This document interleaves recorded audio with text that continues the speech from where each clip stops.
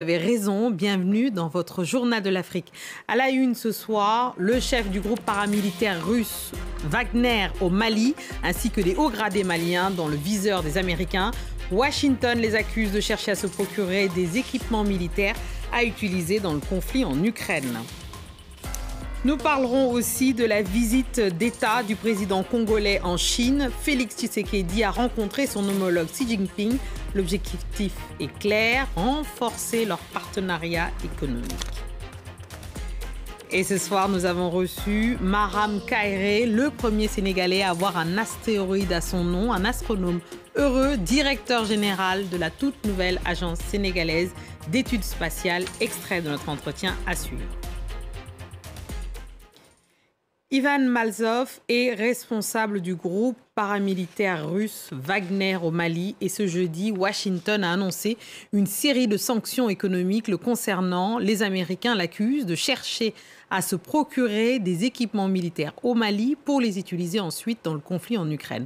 Notre correspondant Serge Daniel nous parle des deux hauts gradés maliens aussi visés par ces sanctions.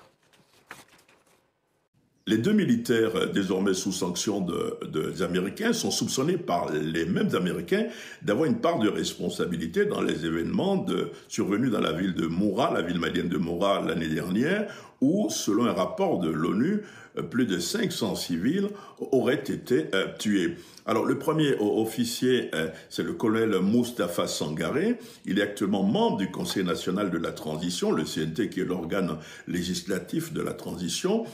Mais c'est surtout un homme de terrain, il est colonel, il est commando parachutiste. Il y a quelques semaines, il dirigeait encore au Mali le régiment des forces des parachutistes. Le second est un officier supérieur du bataillon des forces spéciales du Mali.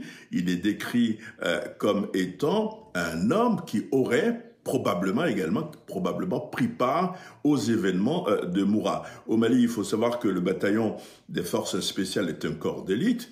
Il était dirigé par l'actuel président de la transition, le colonel Assimi Goïta, avant sa prise